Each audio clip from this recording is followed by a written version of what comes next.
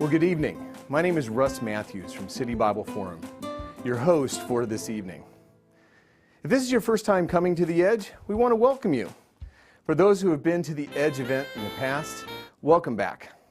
For all of those overseas guests, which yes, we do have quite a few, that are coming along, it might be today or tonight, depending on where you are in the world, but we want to welcome you also. Tonight and every night at The Edge, whether it's live or online, it's short, sharp, and smart. Two speakers each have 15 minutes to share their wisdom and experience on a specific topic. Then you get to pose your questions to the panel live. Short and sharp talks from two experts on the subject of justice. Tonight we'll be asking the question specifically, can we see justice in our lifetime? The talks are pre-recorded for your benefit, and then we get to engage with the panel live. Yes, both of our speakers are here live with us in the studio tonight. We're really fortunate to have Brooke Prentice and Dr. John Dixon here to discuss the subject of justice and how this topic impacts us all. During the conversation, we may consider some of the bigger questions of life. We go beyond just kind of looking at justice and looking at kind of what this really leads us to and looking at the answers that are provided by our speakers. Now, what I'd like for you to do now is go to there on the YouTube page and go to the chat function for us. This is the first time we've done YouTube live at an Edge event, and so we want to make sure that you're comfortable to be able to engage with us through the chat. And so we'd love to know where you are in the country or in the world. So as a test, can you just kind of send us where you are, maybe the city or state, or maybe the offices that you're in currently, and where you're engaging with the Edge tonight? Also, maybe even taking a second just to say how many people you have joining you, if you have a few people with you tonight. Now, back to the event. In case you were wondering, tonight's title is taken from the speech by Dr. Martin Luther King of I Have a Dream, which he quotes the Old Testament book of the Bible, Amos, chapter 5. The full quote is, "We will not be satisfied until justice rolls down like water and righteousness like a mighty stream." It's fascinating how these words, which were written thousands of years ago, seem to be an anthem for this modern time. What a year 2020 has proven to be for our nation and the world. And tonight, we do not want to add to the tension that's kind of happening all over the world. What we hope is that you'll be able to sit back and enjoy tonight's special event. It's not a debate, it's just a healthy conversation that considers the question, can we see justice in our lifetime? At this point, I'm going to pause. We're going to do something special here tonight. We're going to be doing the Acknowledgement of Country with Brooke Prentice. Something that may be very familiar to many Australians, but to those of us joining from around the world, Brooke is going to provide a brief explanation of what the acknowledgement means. So we're going to pause for a moment, bring Brooke in, and we're going to have her do the Acknowledgement of Country.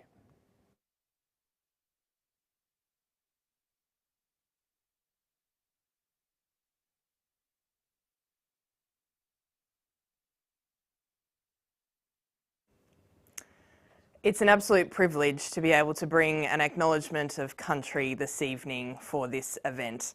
My name is Brooke Prentice and I am a Waka Waka woman, and tonight I stand here on the lands of the Gadigal peoples. And so acknowledgement of country, for those of you that are overseas and might not have heard this before, it's a practice that has come to be in these lands now called Australia, that pays respects, that honours Aboriginal peoples of these lands now called Australia. Waka Waka Nation is one of over 300 nations of Aboriginal peoples right across these lands now called Australia. Gadigal Nation country is one of the 29 clans of the Eora Nation, another one of these over 300 nations of Aboriginal peoples right across these lands now called Australia. And so, acknowledgement of country, some of the things I say about it is it's not just about the words. It's actually about heart and mind coming together through a genuine want and act of building relationship with Aboriginal peoples. And in these lands now called Australia, we have not achieved reconciliation. Reconciliation being the relationship between Aboriginal peoples and non-Aboriginal peoples. We are the only Commonwealth nation and one of the last liberal democracies without treaty or treaties with First Nations peoples, what we call Aboriginal peoples, and in an international context, Indigenous peoples. And so, tonight, I do acknowledge country, bringing all of those things into this acknowledgement of country. And so, for those of you that are in these lands now called Australia, right now I hope that you're doing your own acknowledgement of country. And if you don't know whose nation, which Aboriginal nation you sit upon tonight, I hope that that's part of your act of wanting to build genuine relationship with Aboriginal peoples. This is a first step. And as we acknowledge the Aboriginal peoples right across these lands now called Australia, we pay our respects to the elders past, present and future. When I say I pay my respects to the elders, it means I honour and I respect. These elders are real people who've fed into my life, who've fought for justice, for equality, for even me to, as an Aboriginal person, to have an education in these lands now called Australia. Many things have been denied to Aboriginal peoples over the last 250 years. An acknowledgement of country is a very small part of starting to understand the relationship that needs to be built. And Aboriginal peoples are the traditional custodians of these lands.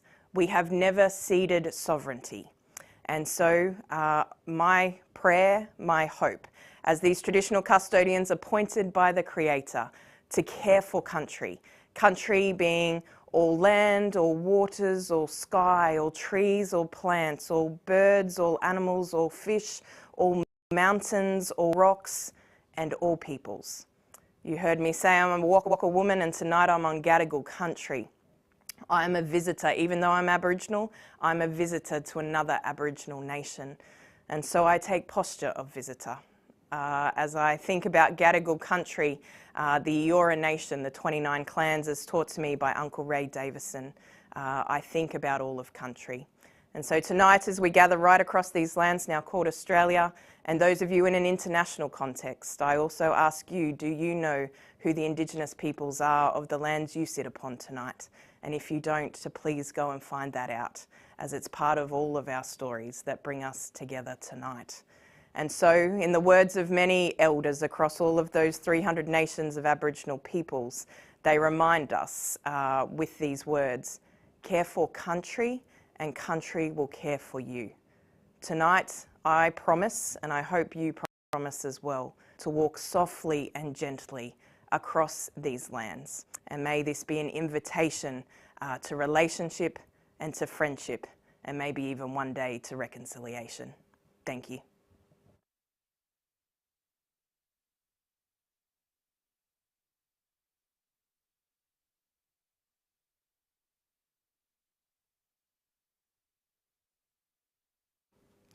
Thank you, Brooke. That was very special. We are so glad to have you here tonight. Tonight we'll be able to hear from Brooke and also John Dixon. They're going to be giving 2 talks, and then we're going to have a panel where this is your time to shine. We want you to send in your questions through the talks, during the talks on the Edge YouTube page. When we come back live to the panel, we'll pose your questions to our speakers. Now, can I ask you 2 things when you're sending in your questions? One, if you could kind of stay within the spirit of the Edge, that'd be great. Keeping your questions short, sharp, and respectful. We want to be respectful to our audience and also to our speakers. The second request would be that you put where you're coming from in the world. This would just kind of help us to be able to know what area of the country or what area of the world that you're sending this question in, and also where you're engaging with us tonight. We have someone organized to kind of go through and manage all of the different questions that will be coming in. Be able to try and put them in together, and so we'll do our best to try and get to as many of your questions throughout the evening. Short, sharp, and smart. The time is going to go by fast, and you'll wish we had longer, I promise. But let's get back to the event. Let me introduce our second speaker to you first, because we're going to be going through and seeing both videos back to back. The first is Brooke Prentice, who we've already heard of briefly here tonight. She's an Aboriginal Christian leader and a descendant of the Waka Waka peoples. Brooke is the CEO and spokesperson for Common Race and coordinator of the Grass Tree Gathering. Common Grace is an Australian-based group that engages in truth-telling about our history, specifically being a voice for Aboriginal and Torres Strait Islander leaders. Our first speaker tonight is going to be Dr. John Dixon. John started out as a professional singer-songwriter and now works as an author, speaker, historian, pastor, and media presenter. He's one of the founding directors of the Center for Public Christianity, and he's an honorary research associate at the University of Sydney and is a visiting academic in the Faculty of Classics at the University of Oxford. John has published over 18 books, and 3 of them have been made into TV documentaries. The most recent one is called For the Love of God: How the Church is Better and Worse Than You Ever Imagined. Quite a powerful title, and a great way for you to be able to engage with him and ask questions specifically on the topic of justice in the church. So here we go. 2 pre-recorded talks, one from Dr. John Dixon, the second from Brooke Prentice, and then the panel discussion. Please send in your questions at any time during this event. Remember, this only works if you send in your questions. Short, sharp, and respectful, and make sure that you include the location where you are. Well, just as a reminder, my name is Russ Matthews, and I'll be back with you after the talks to be able to ask your questions of our speakers live. Thank you so much for coming to The Edge. Let justice roll down.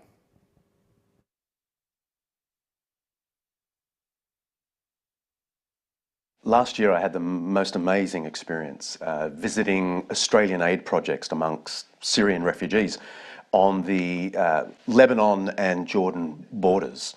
It was sponsored by the Bill Gates Foundation and Save the Children and the Australian government, and just part of a little party sort of seeing how well the dollars were being spent. My eyes were really opened. I got to visit the Zartri refugee camp where there are 80,000 refugees still there after all these years, 20% of whom are under 5 years of age.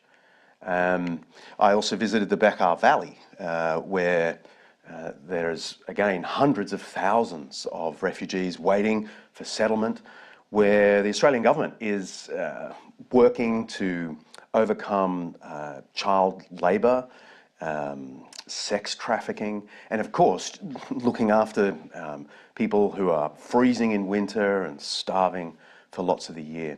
I was overwhelmed by the professionalism and the power of aid. And I was also really struck by how many completely secular organisations were on the ground leading the charge, which is as it should be. It's wonderful.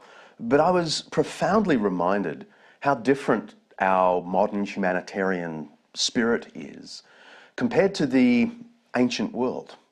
And it seems to me that 3 ideas changed the way the Western world thought about justice and poverty. Because in the ancient Greek and Roman world, there wasn't a charity. There wasn't this sort of fight for justice, which we now take for granted. So what happened? I want to propose just 3 ideas that I think radically changed our world. The first is a high view of humanity, what you might call a new anthropology. The Bible teaches that every man, woman, and child is made in the image of God. Here is how Genesis 1 puts it. Then God said, "Let us make mankind in our image, in our likeness." So God created mankind in his own image. In the image of God, he created them. Male and female, he created them. The extraordinary thing about this is that men and women, rich and poor, everyone is made in the image of God. This is a filial expression. It means, just as my children bear my image, so the idea is that God considers his image bearers to be his offspring. And this applies to everyone.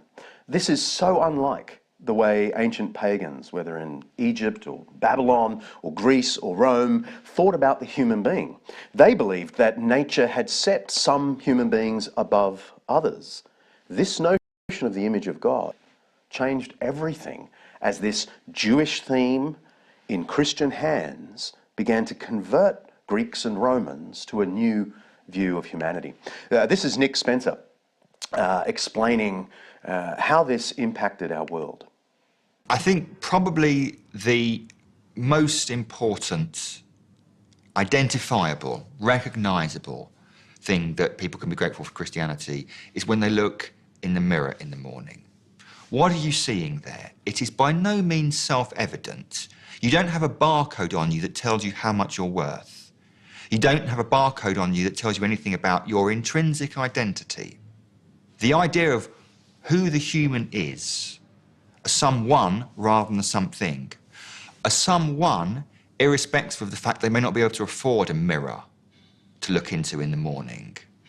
They are not self-evident ideas, and it was the incursion of Christianity into what we call now the classical world that brought about ideas that in engaging with human beings, you are in some way engaging with a bit of God, with an image of God. If you happen to think that every human life is infinitely valuable, regardless of capacity or usefulness, that human rights are innate, then you've been influenced by the Bible's teaching about the image of God. This is the idea that gave us the abolition movement. Not just William Wilberforce, but over in the United States, someone like Frederick Douglass, the former slave and extraordinary rhetorician for the abolition movement, would frequently use expressions like, every human being is stamped with the likeness of the eternal God. But centuries earlier, way back in the 4th century, Christians were beginning to puzzle this through. Gregory of Nyssa was a famous bishop who, in one of his sermons, preached against slavery in these terms. You condemn man to slavery when his nature is free and possesses free will, and you legislate in competition with God, overturning his law for the human species? How many obols, their coins, did you reckon the equivalent of the likeness of God? How many staters, more expensive coins, did you get for selling the being shaped by God? God said, let us make man in our image and likeness.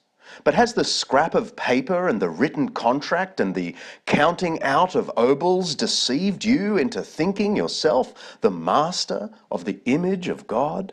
What folly, he says. A new view of humanity, but more than that, a new view of God penetrated the cold, rational Greek and Roman view and gave us a completely new idea of God as sacrificially loving, which was non-existent in the Greek and Roman, Egyptian, Babylonian worlds. For example, one of the apostles of Jesus, John, wrote, "In this is love, not that we loved God, but that he loved us and sent his Son to be the atoning sacrifice for our sins. Beloved, since God loved us so much, we also ought to love one another." This idea of God coming into the world and giving himself in Christ on our behalf is the new rationale for loving as we've been loved. Now, everyone knows Christians haven't always obeyed it, but that idea entered into the world and changed the Greek and Roman world. You don't need to just take my word for it. Here's one of the leading experts on all of this, Teresa Morgan from Oxford University. I think that insistence by Christianity that God is always loving and always trustworthy and always just, and because of that, Christians are called always to practice those same goods towards God and always to practice those same goods to one another. That is a very big change in thinking from the ethics of the Greek and Roman world, where the gods may be just but may not, where the gods may love human beings but may not, where being merciful, might be the right thing on a certain day but might not, where loving your neighbour, might serve you but might not. The Christian insistence that if those things are good, they are good for everybody and they are always good. I think that was transformational for the Roman world and then for the Christian world, and is perhaps the single greatest contribution of Christianity to public life.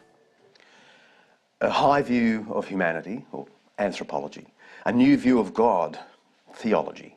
The third idea that penetrated the Western world is a distinct view of the future, what Christians in their theological moments call eschatology.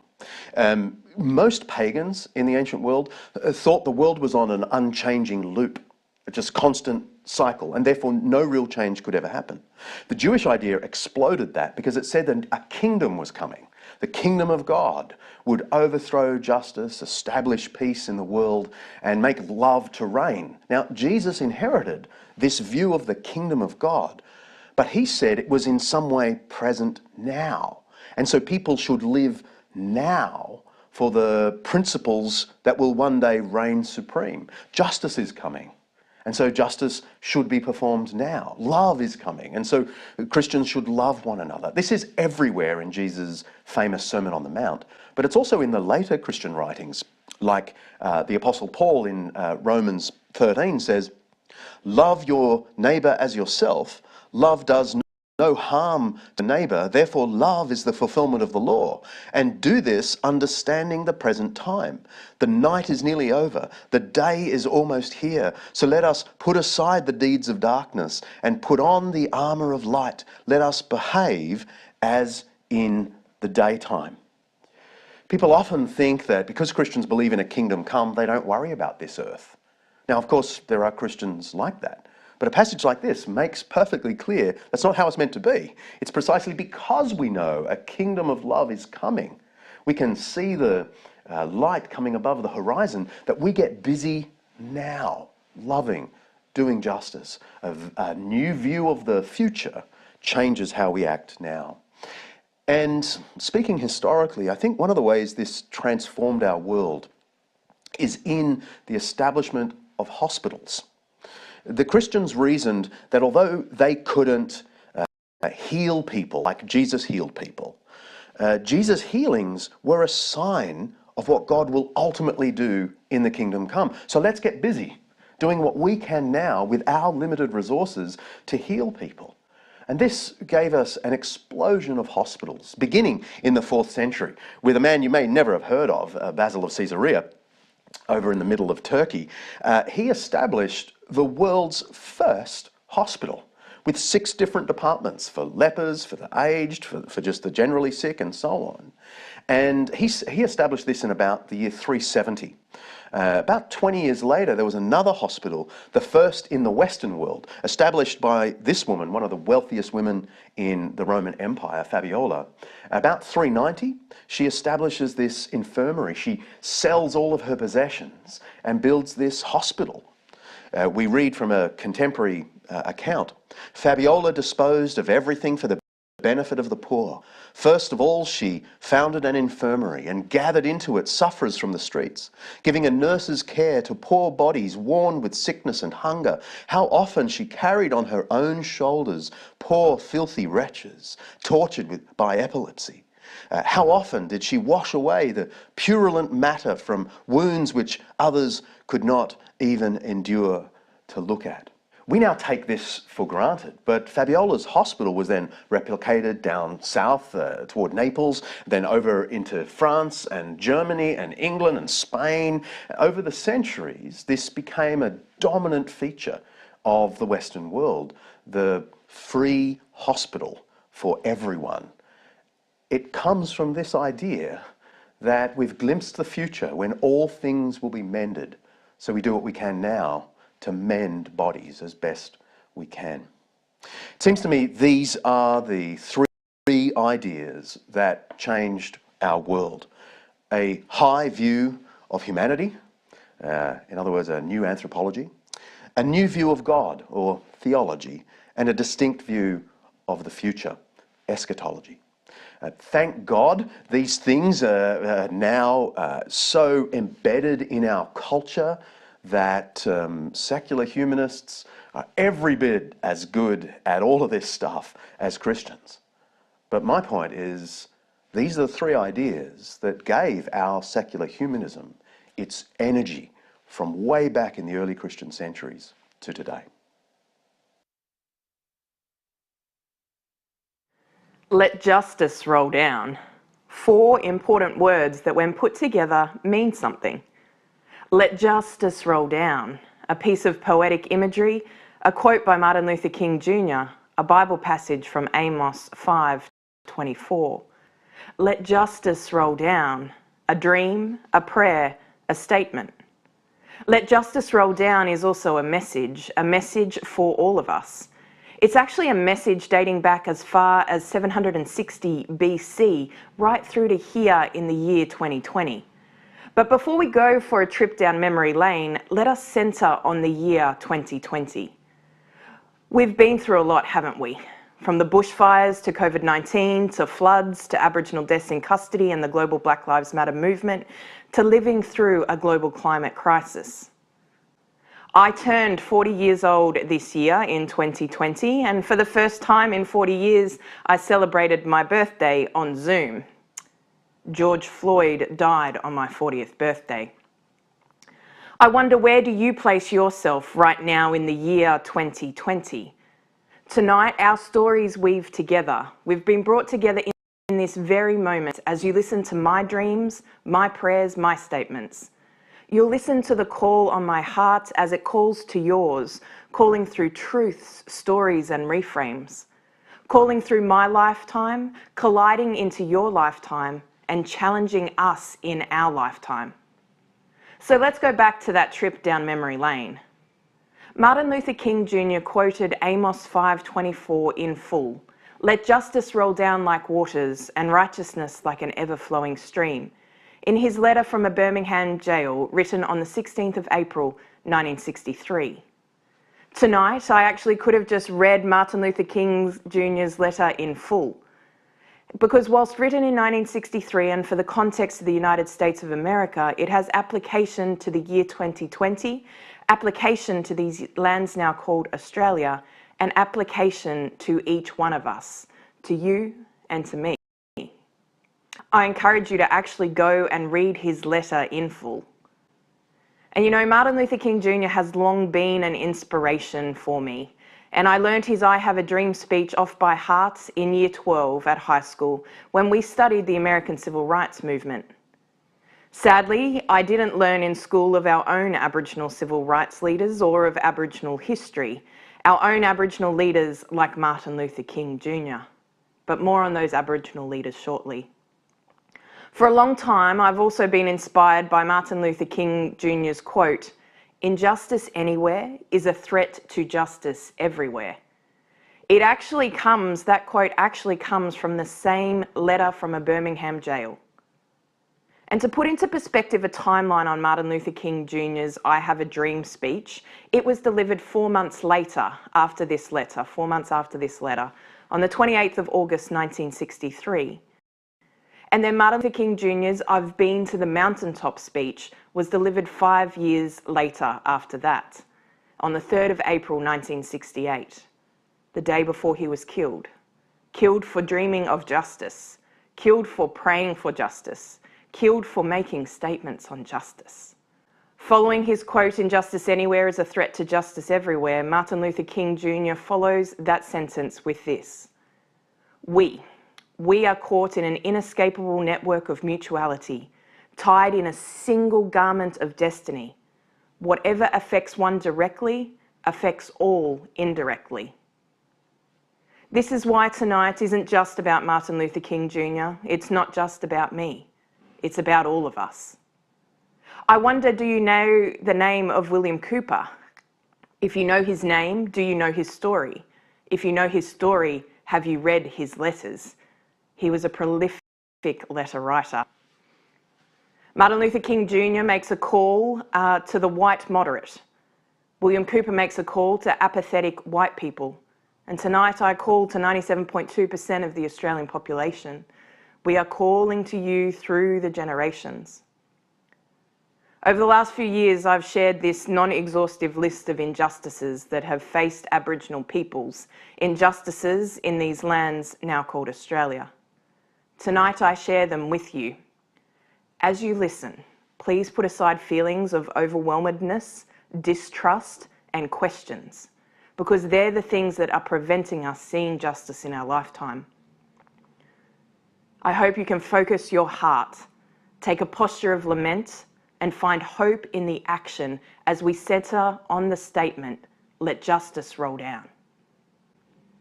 stolen land, invasion,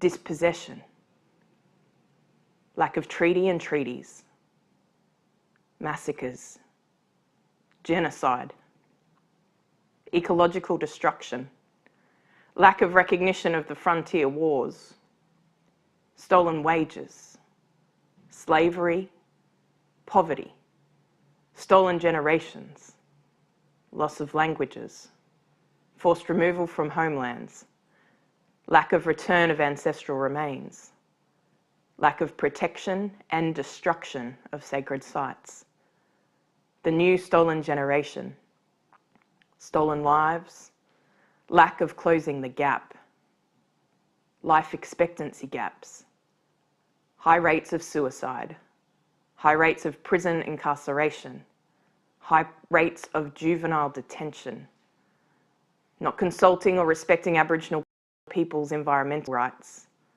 lack of a National Truth-Telling Commission, lack of implementation of the statement from the heart, Aboriginal deaths in custody, trauma, discrimination, racism. These are the foundational injustices in these lands now called Australia. The past is actually many of these instances, but it's actually still here in the very present. Stolen land might have occurred in 1770, but it is still a lived reality today.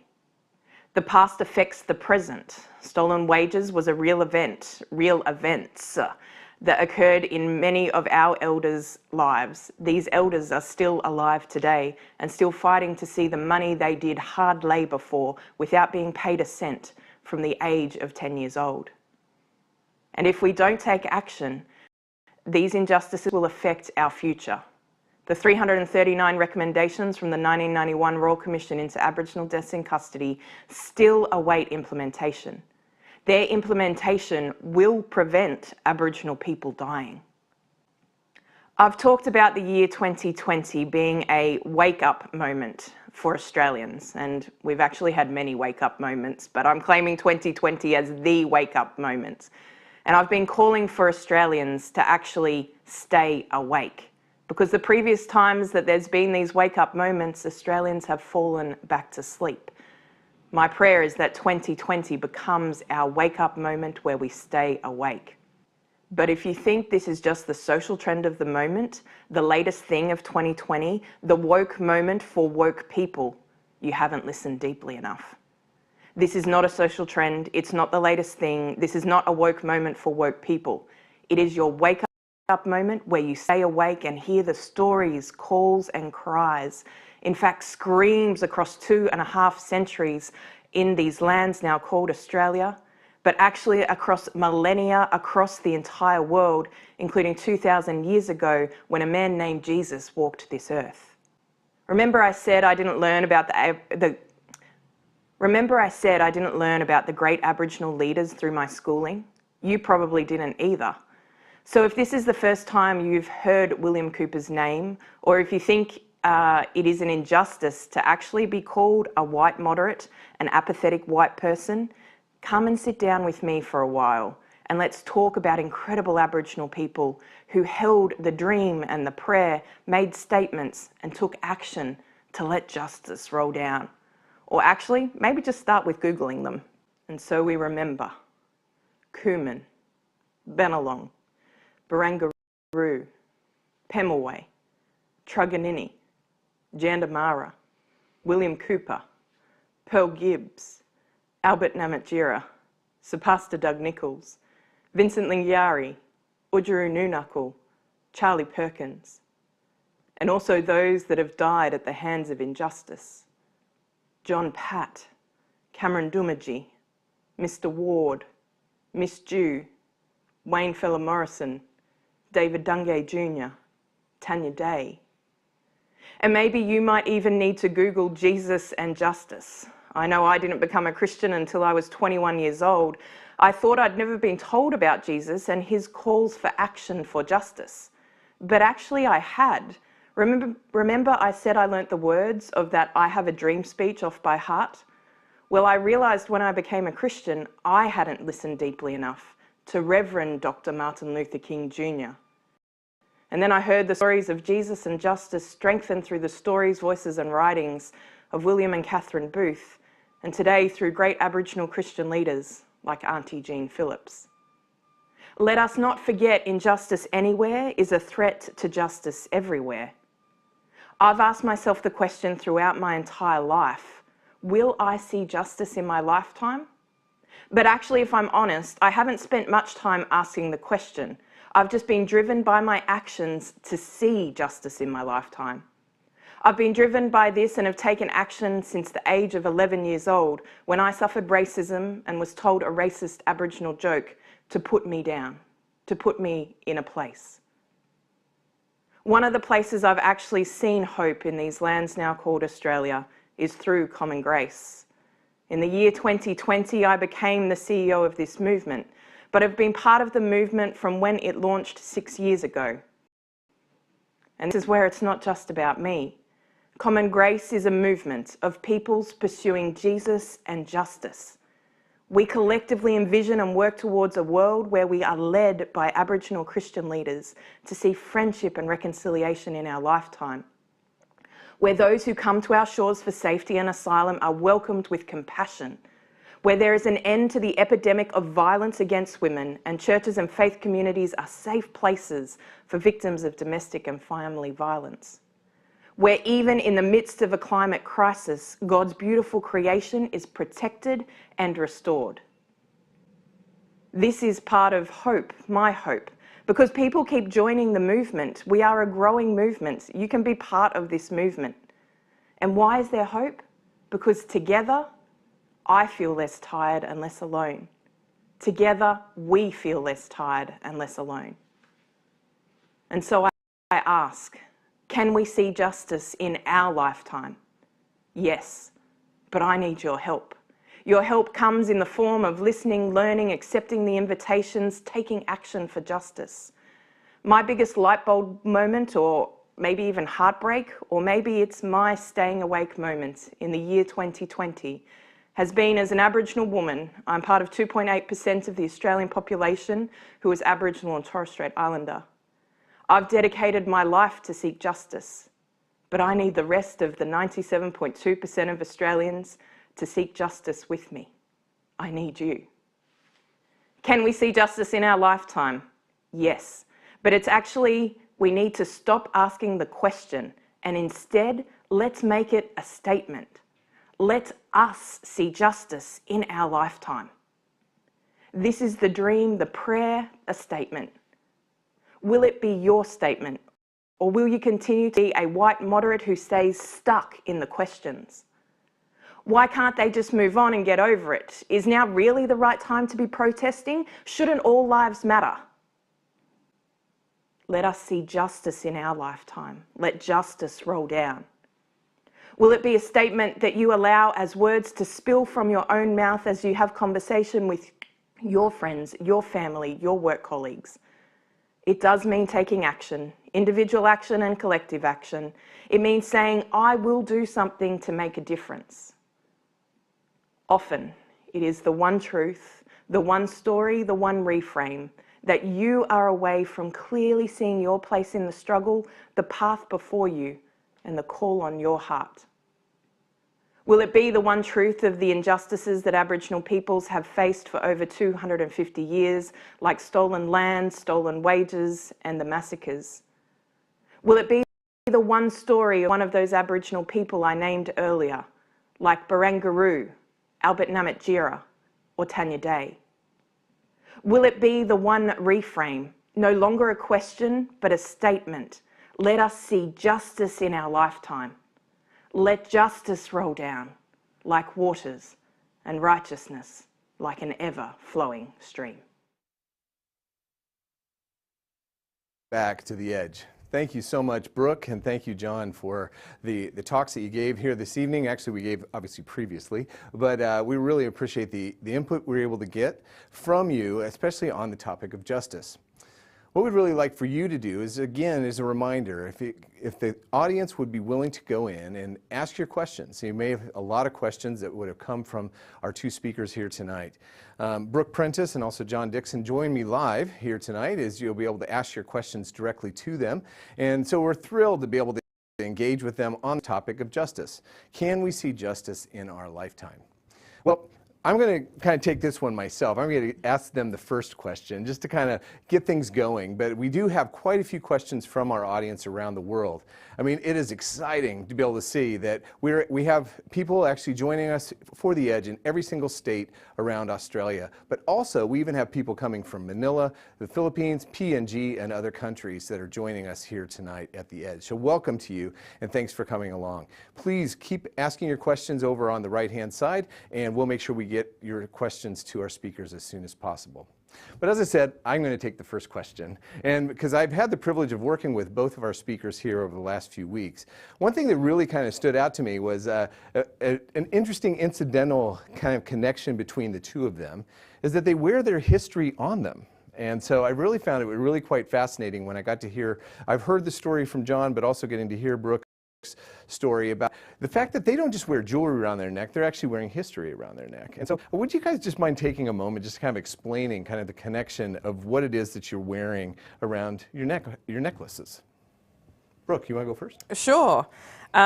So mine is an incredible piece of history that I was, as I shared in my speech, I turned 40 years old this year, and it was a 40th birthday present this year for me from my dear friend and sister, fellow Aboriginal and Torres Strait Islander Christian leader, Safina Stewart.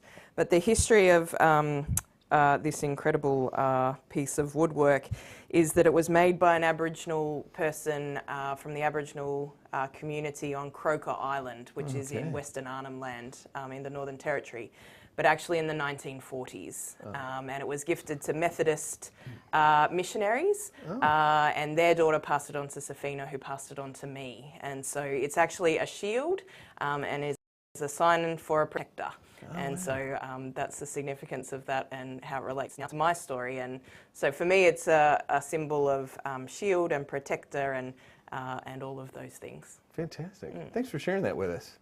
John, you also have something around your neck that you wear pretty regularly. We get to see it, so I'd love to know kind of what is the story behind that.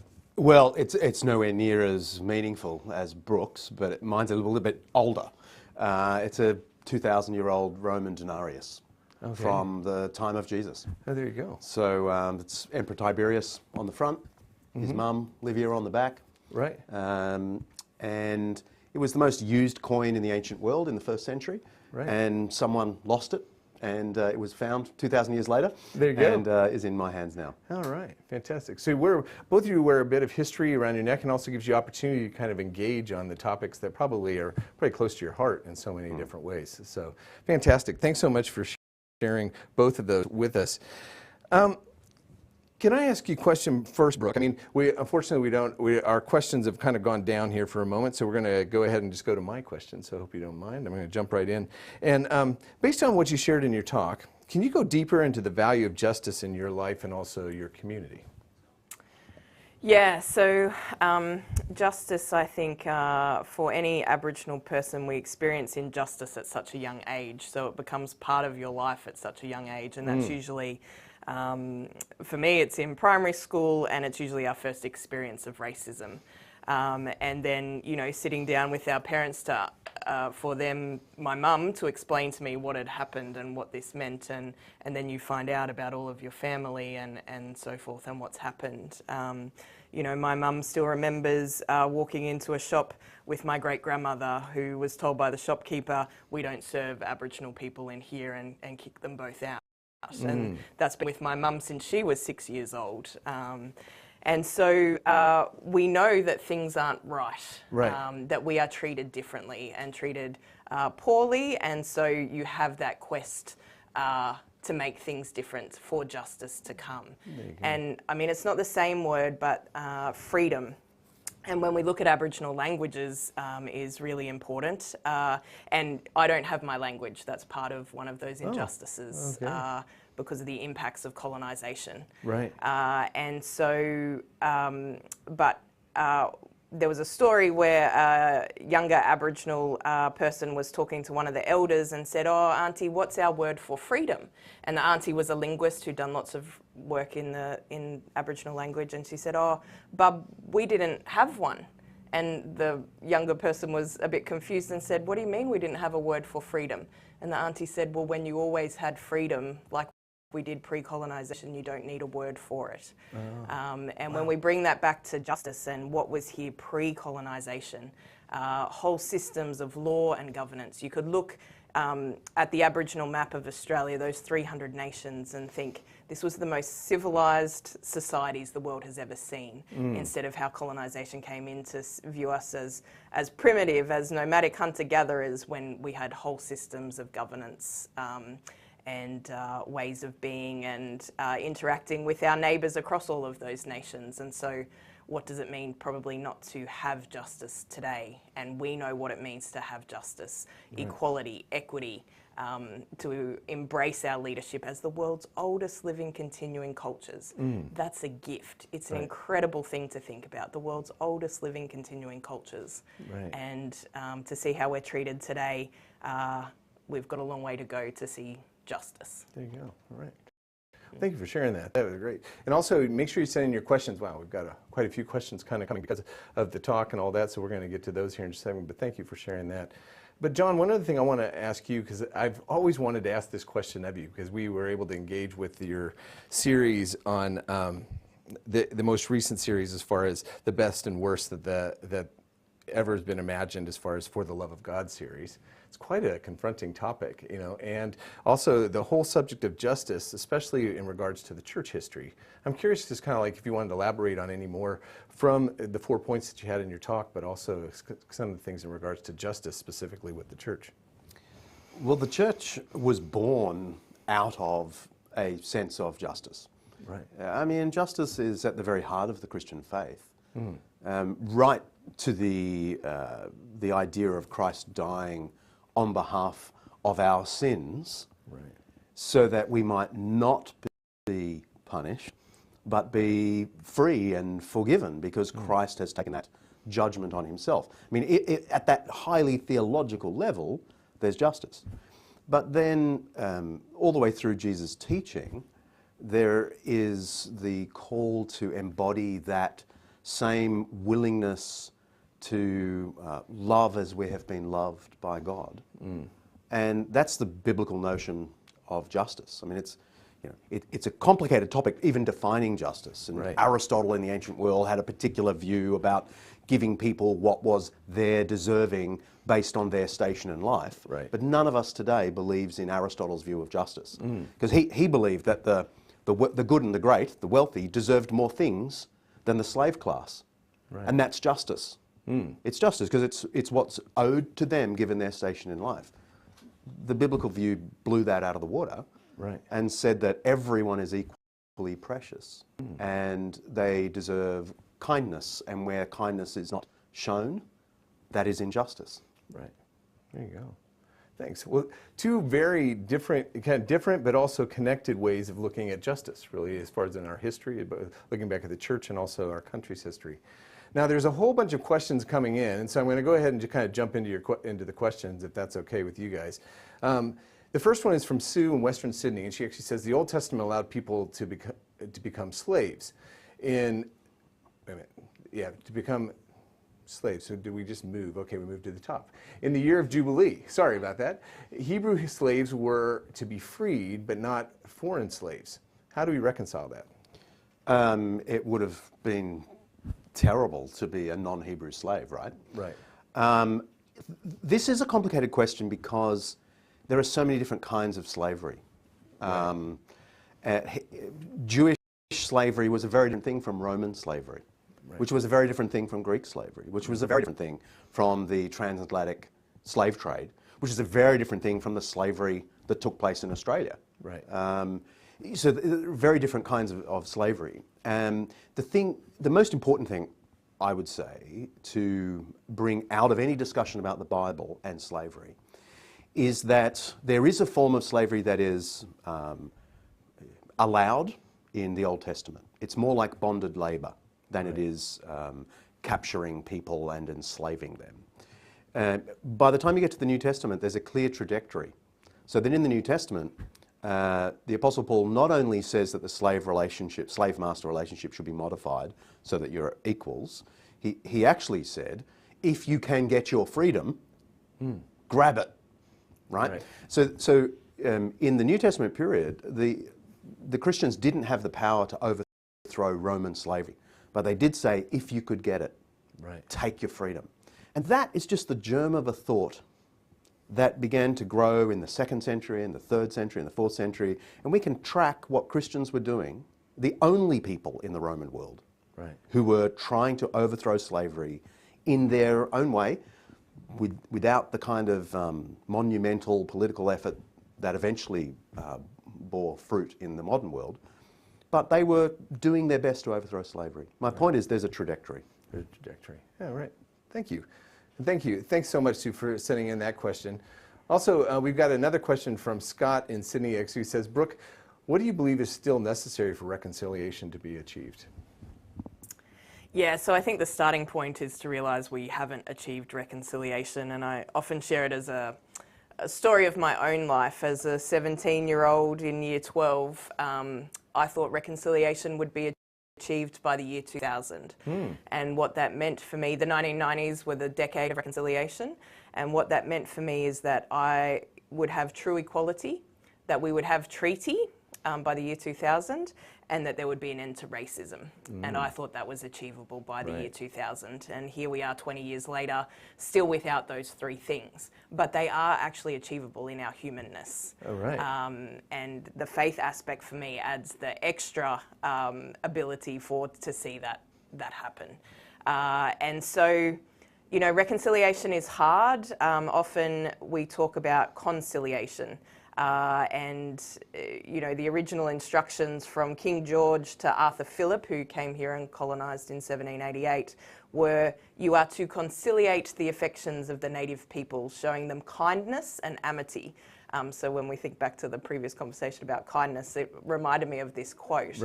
And still in 2020, we could argue that we're still waiting for that conciliation, that kindness and amity. And I've talked about treaty as being the only way we could actually come together as equal partners to work out how the relationship will work. Reconciliation is about the restoration of a relationship, but conciliation means actually building that relationship. So do we here in these lands now called Australia have a relationship that needs to be rebuilt, or we actually have to establish it? And I think we actually need to establish it, and it's not just treaty, it's a National Truth-Telling Commission.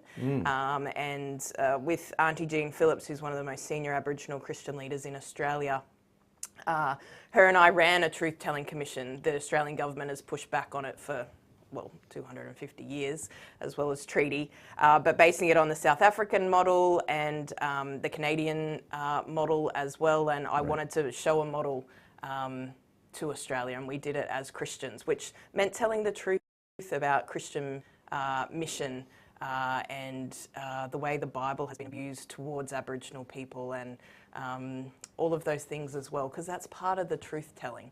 But with truth-telling, then you can be set free. We have a shared understanding of our past, an acknowledgement of our present, and that's how we walk together into a shared future together.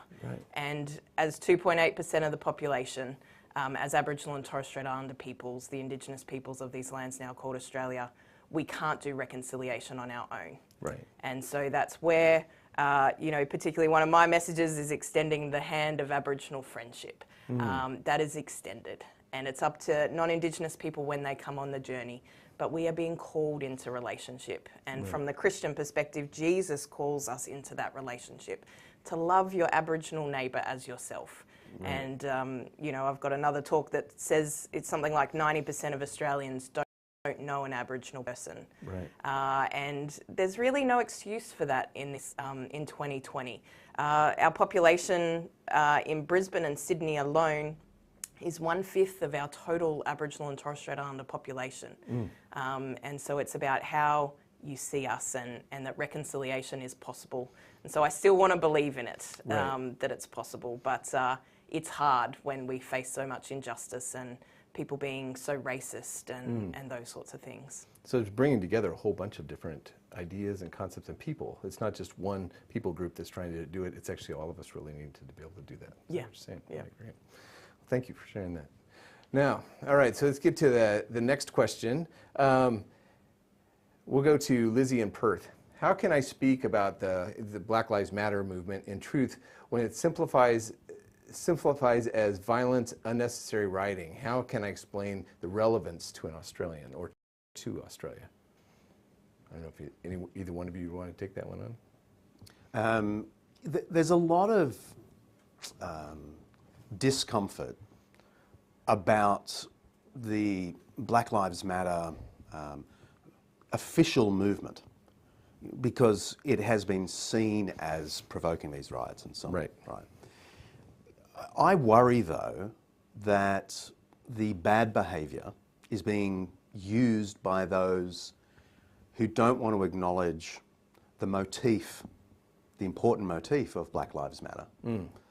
And so they point to the bad behaviour of the few and maybe the agenda of the organisation itself that they don't agree with wholly as a way of just washing their hands of the whole, larger movement. I find that deeply worrying. I think it's better to jump in and support the proclamation that Black Lives Matter and not respond with all lives matter, which to me feels like, Brooke will tell us either way, it feels like an insult, actually, because it feels like a relegating of the true grievances that many Indigenous and African Americans have. So I think it is important to separate, but to jump in boots and all. Right. There you go. What are your thoughts, Brooke? I think we have to understand where we're getting our information from. As Aboriginal people, we're community people and we're relational people. The media have done us a disservice. I talked about William Cooper in my speech. The way he talked about the media, he asked the media to be our friends instead and actually tell the truth. We're still waiting for that to happen in 2020. But if you understand what's happening at a community level, and some of the things that were happening in the United States of America, I was connected to some of those communities where the media were saying there was riots, and the shopkeepers were actually loving their African American peoples in their community and saying, we understand your call for justice, and whatever cost that is to us and our shops or whatever, we support you. And that's a beautiful gift of love, and to understand that. And to bring it back to Australia, the relevance here, our kind of Black Lives Matter injustice is called Aboriginal deaths in custody. We've had it's actually 540 people die in custody, Aboriginal people die in custody since 1980. And in 1991, when I was 11 years old, 339 recommendations that could have prevented Aboriginal people dying in custody. And they haven't been implemented. Why haven't they been implemented? And we just had, in the last week, another Aboriginal death in custody in Queensland. The lady's connected to my mob, to my nation. And one of the reasons she was in the watch house was because of public drunkenness, which is still an offence in Queensland. And many Australians will know there's many non-Indigenous people who are drunk on the streets every Friday night, but they don't end up in jail. And our people are dying in state systems, and it's possible to change this. But we keep, after I've got a poem called We Can't Breathe that I actually wrote in 2018.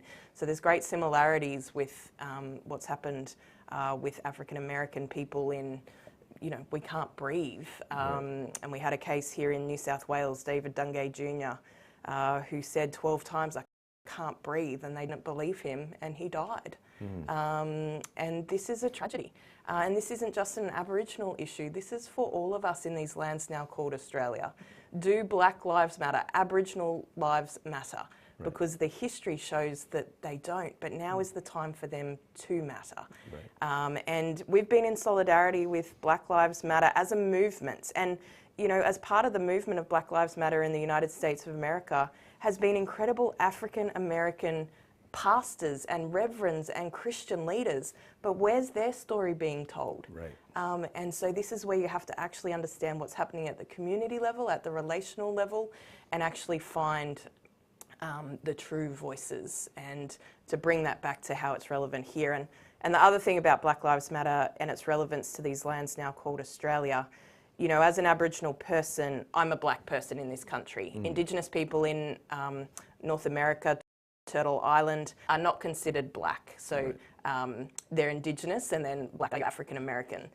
But many people would look at my skin colour and be like, well, hang on. And this is another thing Australia has to learn, is that even with my fair skin, which is a result of our history, this is the true history of these lands now called Australia, and we think about the stolen generations, the fact that the government tried to breed us out, breed the black out, that was part of the government policies. That even with fair skin, I'm a black fella. And so this is where we have to understand the uniqueness of what that means for Aboriginal peoples in these lands now called Australia. Right. Well, thanks for taking the time to answer that question, because I think that that's really trying to see the connection, both of you be able to kind of see what is the connection between what seems like a very American thing. Obviously, we come from American heritage, but yet actually it's something that really applies around the world. That was something that's really worthwhile engaging with and considering. So thanks so much for the question also. All right, so we're going to go to Lizzie down in Perth. So again, this kind of jumping topics, it looks like. Feminism, whilst being a part of the secular society, holds quite a Christian perspective at its core. Would you agree? Yes. There you go. Do you want to elaborate on that a little Well, bit? the opening page of the Bible says God made human beings in his image. In the image of God, he created them. Male and female, he created them, right? So from the very beginning, men and women are made in the image of God. Well, that's quite a radical thing. It's a democratization of what was believed in the ancient world.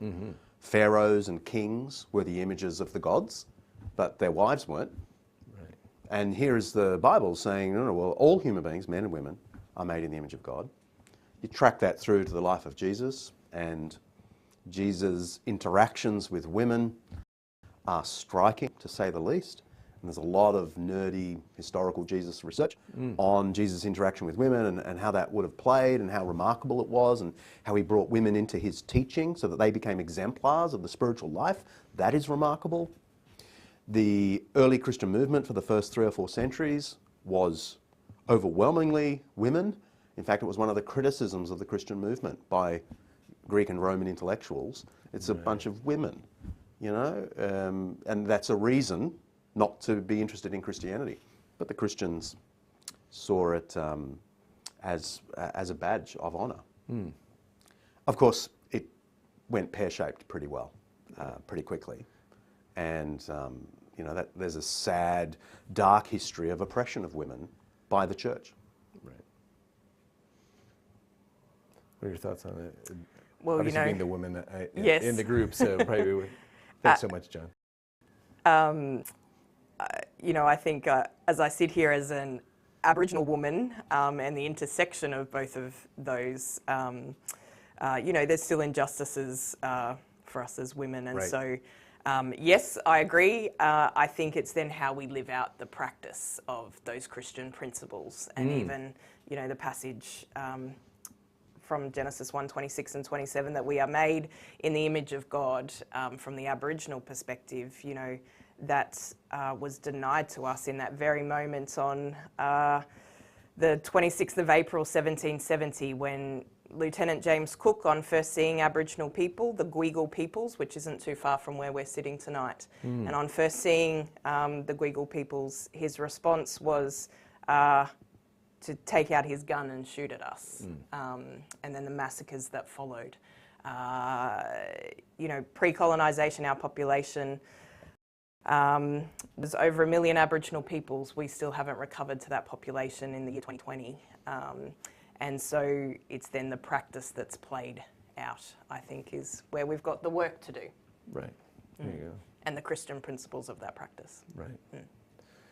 Well, thanks for it, because it definitely, there's all the different topics. Obviously, when it comes to justice, feminism, also, you know, you're dealing with the different racial relationships and also some of the church topics. It's definitely great that people are willing to be able to go through and ask the questions, and hopefully, if you have more questions from the answers that are given, please send those in too, and we'll make sure we try and get those to our speakers here tonight. All right. There was one that I really wanted to make sure that we're going to, there it is, Luke in Melbourne.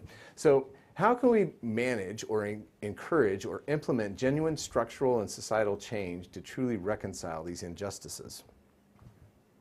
That's for Brooke, surely. I'm very interested in what your answer is, because obviously I spend a lot of time thinking about this, and you see the outworkings on an individual level, on a community level, and then a structural and societal level of the injustice. And you know, I think part of my answer is that it's not just about fixing broken systems. Sometimes that can be the language that's used. The systems were built upon injustice. The foundational injustice in these lands now called Australia is the injustices of stolen land, stolen wages, stolen generations, and the outworking of those today in what I call stolen lives, which are our present day injustices. And the first prisons that were built in Australia, they weren't for the convicts that had come from England who had committed criminal offences, potentially, and we now look at what those criminal offences looked like when you stole a loaf of bread and the punishment that was inflicted on you as a convict. But the prisons were built to house Aboriginal peoples who had been removed from their lands under massacres and genocide. You know, it was a way then for the land to be stolen and the wealth to be produced of the wealth on the backs of Aboriginal peoples. The slave labour that came through the stolen wages. Right up until the 1960s, Aboriginal people paid in tea, sugar, flour, and sometimes blankets, and occasionally a few garments or clothes, up until the late 1960s. And never paid a cent, sent out as 10-year-olds to work as domestic servants or farm hands. Up until the 1960s. So we've got a lot to change. And when non-Indigenous people are mainly operating those systems that exist today, there's a structural problem with that. And so we can do this. This is possible. This doesn't have to be the way that we keep operating, where the wealthier just get wealthier and the poor get poorer. That's happening right here in these lands now called Australia. It's not just an overseas issue. This is right here, right now.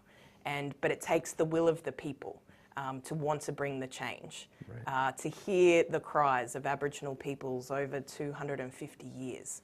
And I guess my prayer, my hope, my dream is that we actually want to do the hard work. I call it building an Australia built on truth, justice, love and hope. That's my dream. And it's an Australia that we actually build together. Right, okay. Thank you so much.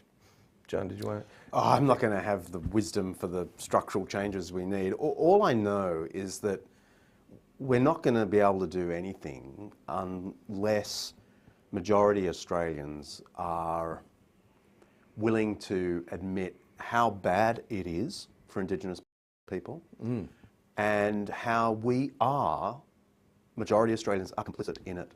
That terrible evils took place, and I are the beneficiaries of these evils.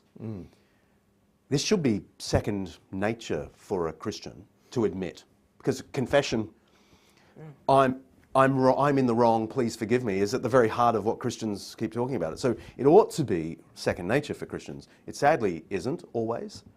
And then as you think of the broader community, you know, there is just no way forward without a deep sense of sorrow and regret and complicity. All right. Well, I know you weren't looking at the questions, but it's amazing because that was actually right kind of down the path of one of the questions that Martin had from Sydney was that, and he's asking Brooke, but I think both, is that Jesus spoke a lot about forgiveness. So can we really seek justice and forgiveness together? Is that something that needs to come part and parcel? Is that also, does it go into kind of a discussion that goes beyond just kind of what we can do as humans, but also is it something that we need to incorporate God, the Bible, Christianity even into that consideration? Well, there's no doubt the Christian story animated Western culture to be, you know, on its good days, willing to admit wrong. Right. And longing for forgiveness and reconciliation. That is a story that's gone straight into our culture, Western culture. So we should be able to follow that path. I do think Christianity has resources for it. But I'm sure Brooke has much more wisdom on this than I do. Yeah, I think one of the words that's missing is repentance. And so it's justice, repentance and forgiveness. And how they play with each other. Sadly, what often happens is when we, as Aboriginal people, speak about injustice, often non-Indigenous people go, oh, you just need to forgive. What they don't realise is that I forgive each and every day, every second of every day. As I said in the Acknowledgement of Country, I promise to walk softly and gently upon these lands. This isn't my land, my nation, this is Gadigal Nation. Right. But that land was stolen from them. And so every time I walk, I'm walking on stolen land, which means, you know, I have to reconcile that injustice.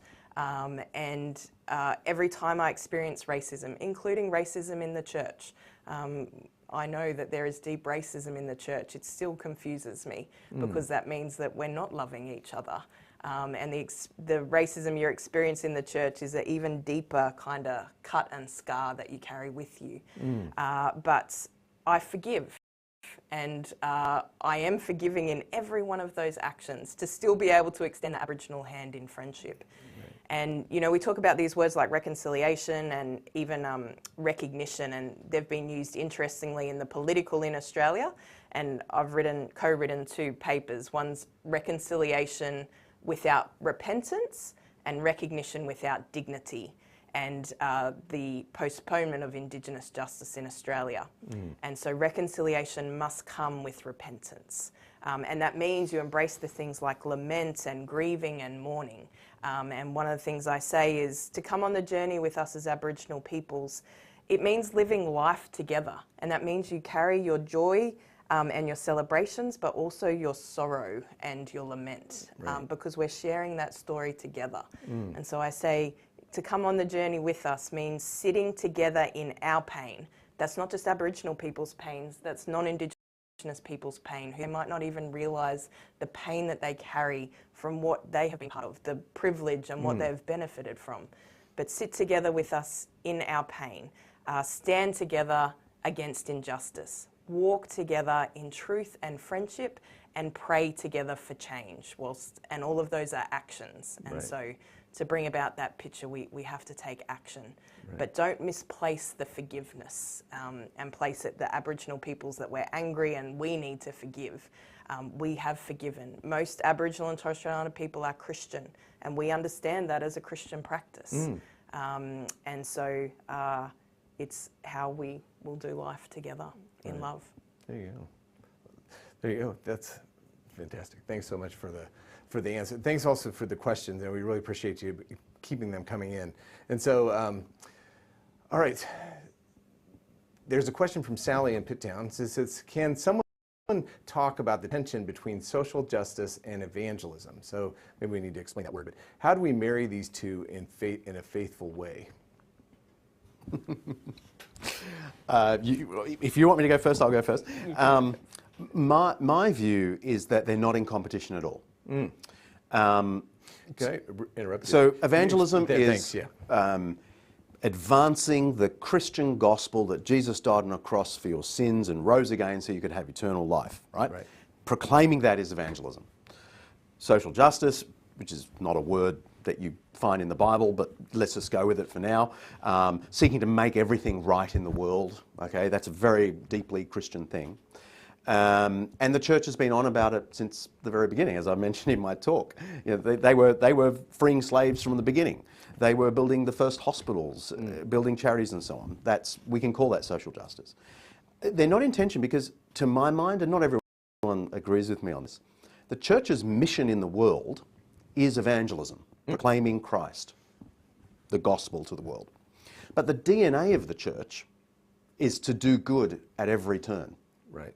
And that's where, so to me, it's like comparing apples with oranges. It's not like we have two missions, evangelism and social justice, and we keep them in balance. No, I am of the view that there is one grand mission, that is to proclaim Christ to the world. But Christ has formed the church to have a particular DNA, and that DNA is to seek to mend everything at every turn. So there can be no competition between evangelism and social justice. Caring for the wounded, trying to mend the things of the world is just who we are. Evangelism, you could almost say, is secondary, because it's what we're on about. Right. One is our mission, the other is our DNA. There you go. Thanks, John. Brooke, I don't know if there's seeing it as far as connection. I think John's done a fantastic job of laying that out. I guess as John was speaking, I was reminded of great Aboriginal Christian leaders, Uncle Vince Ross and Uncle Harold French, who grew up on missions, Aboriginal missions, Christian missions, and you know they would often talk about they both Salvation Army. That to bring Jesus, the missionaries, they brought the hammers and the nails to build the houses, and they brought the food.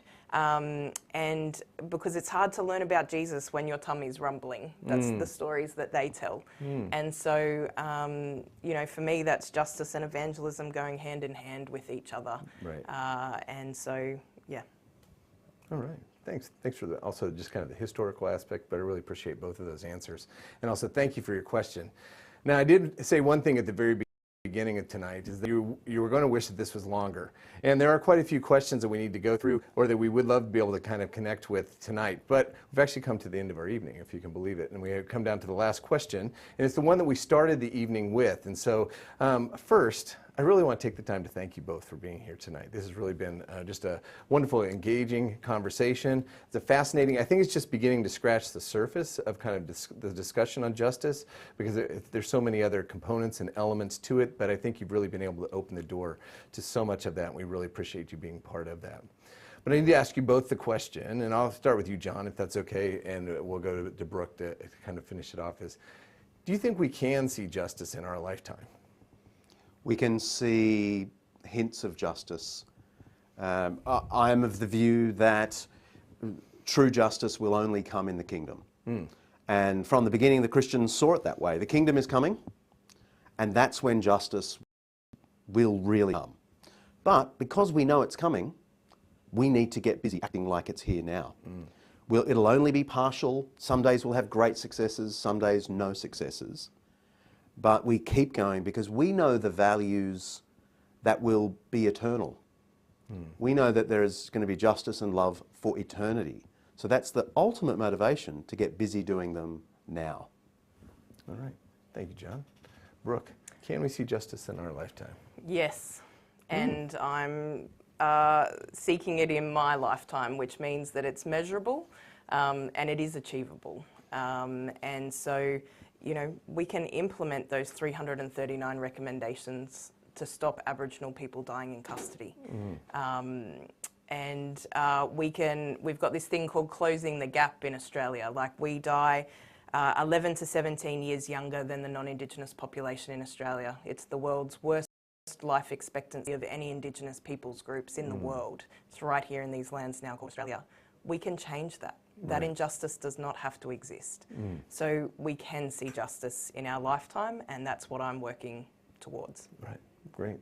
So we can, and also there's something we can hope for in the future too, as far as looking to the future hope, but also something that we're looking at now. Well, I want to thank you again for both of you being here tonight and really sharing with us, not only in your talks, but also the great experiences and also the answers that you're able to give to our questions. Thanks again, too, for all those. I apologize for anybody that we weren't able to get to your questions here tonight, and hopefully we'll be able to engage in the future on that.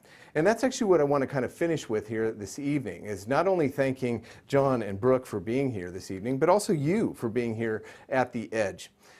We are really grateful for you, and you'll be receiving tonight, you'll probably receive it in your email box, you're going to be able to get an email that just kind of goes through and first gives us the opportunity to be able to get feedback from you, because we really want to be able to hear what your thoughts are on the evening, how things went, were you able to engage with the topic, and also what you really able to gain from it.